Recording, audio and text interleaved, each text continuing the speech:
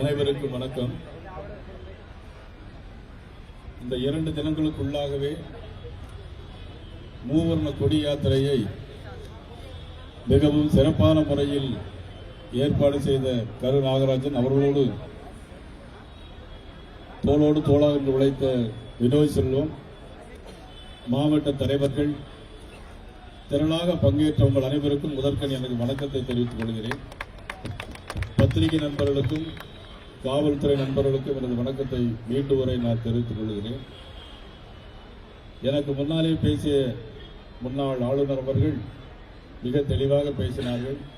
அண்ணல் ஹெச் ராஜா அவர்கள் எப்படி காஷ்மீர் ஆக்குபைடு ஏரியா உருவாகினது என்று சொன்னார்கள். இதற்கெல்லாம் காரணம், நான் இப்பொழுது பொது மேடையாக இருக்கின்ற காரணத்தினால் நான் யாரையும் குறை சொல்லவில்லை. ஆனால் இதற்கெல்லாம் யார் காரணம் என்பதை மக்கள் தீர்மானிக்க வேண்டும் என்று இந்த நேரத்தில் நான் கேட்டுக்கொள்கிறேன். காஷ்மீர் மாநிலம், பஹல்காம் நகர் என்பது அந்த பள்ளத்தாக்கு சுவிட்சர்லாந்துக்கு இணையானது, அதைவிட எழில் மிகுந்தது.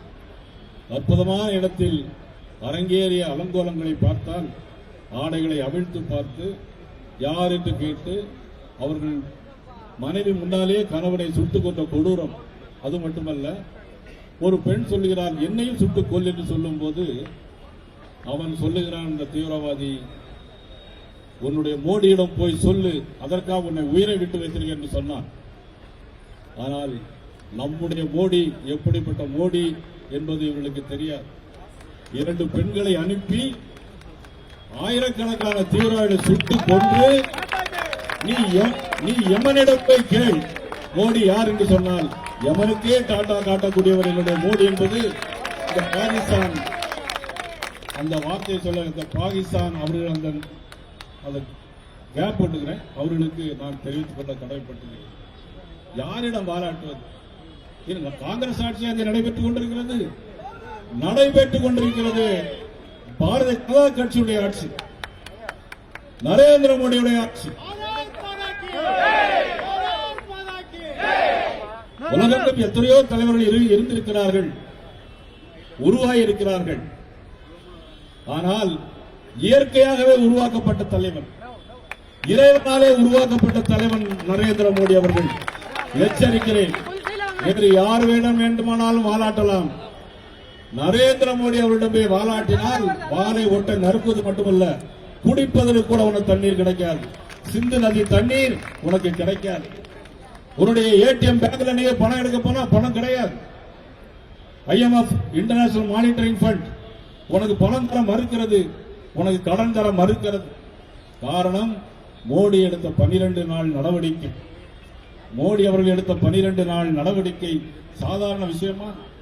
பாரத் மாதா கி ஜெய், பாரத் மாதா கி ஜெய் அப்படின்னு சொல்றோமே, ஒவ்வொரு ராணுவருடைய கடமை, ஒவ்வொரு ராணுவ வீரருடைய சபதம். தாய் திருநாட்டை காப்பது அவருடைய கடமை. அதனுடைய அடிப்படையாகத்தான் நரேந்திர மோடி அவர்கள் பாகிஸ்தானுடைய வீரர்கள் மட்டுமல்ல, பாகிஸ்தான் நாட்டுடைய முதுகு தண்டுவடத்தை நொறுக்கி அவர்களை இதயத்தை சலமாக்கக்கூடிய ஒரு மாபெரும் தலைவர் தான் நரேந்திர மோடி அவர்கள் என்பதை இன்றைக்கு நாடு கண்டு கொண்டிருக்கிறது. ஒரு நாடு, அந்த நாடு மீது குண்டு வீசுகிறோம். எந்த நாடாவது இதுவரைக்கும் ஏன் குண்டு வீசினாய், ஏன் நீங்கள் ட்ரோன் மூலமா நீங்கள் சேதப்படுத்தினீர்கள் என்று யாராவது ஒரு நாட்டு தலைவராவது கேட்டிருக்கிறார்களா? ஏனென்று சொன்னால் குற்றம் பாகிஸ்தானிடம் இருக்கிறது, குற்றம் பாகிஸ்தானிடம் இருக்கிறது. ஆகவே தான் ஒருவர் கூட பேசவில்லை. அமெரிக்க அதிபர் கூட போரை நிறுத்துங்கள் என்று சொன்னார். ஆனால் இனி ஒரு சமயம் நடக்குமையானால் இதற்கு பேச்சுவார்த்தை தயாராக இருக்காது.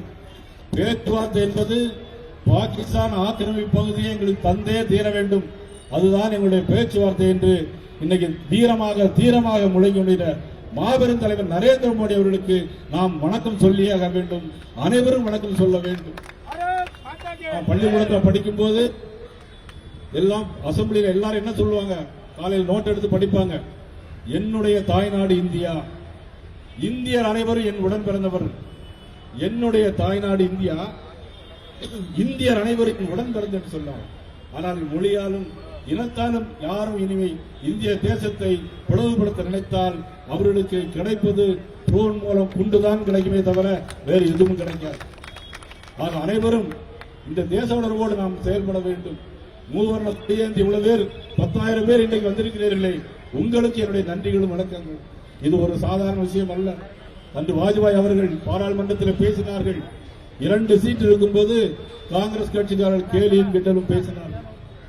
அப்பொழுது வாஜ்பாய் அவர்கள் சொன்னது, இன்று எங்களுடைய எண்ணிக்கை 2, ஆனால் இன்னும் 10-20 ஆண்டுகளுக்கு இந்தியா நாட்டை ஆளப்போவது இந்த பாரதிய ஜனதா கட்சி என்று சொன்னார். இன்றைக்கு 3வது முறையாக நமது பிரதமர் மோடி அவர்கள் 3வது முறையாக இன்னைக்கு பிரதம மந்திரியாக வந்திருக்கிறார்கள். ஆனால் அதே நேரத்தில் நமது பிரதமர் மோடி அவர்கள் இந்த தேசத்தை இன்னும் உலக வல்லரசு நாடாக மாற்றுவதற்கு முனைந்து கொண்டிருக்கிறார்கள். நாம் அனைவரும் ஒவ்வொருவரும் அவர்களுக்கு வலு சேர்க்கின்ற வகையில் நாம் உழைக்க வேண்டும், பாடுபட வேண்டும் என்று கேட்பதோடு, இந்த போர் ஆரம்பித்த இந்த 15 நாட்களில் நம்முடைய சதவீதம் நம்முடைய கட்சிக்கு உயர்ந்திருக்க எவ்வளவு தெரியுமா? 10% மக்கள் இன்னைக்கு பாரதிய ஜனதா கட்சி ஆதரிக்கிறார்கள். இன்னைக்கு எல்லோரும் பயந்து போய் கொண்டிருக்கிறார்கள்.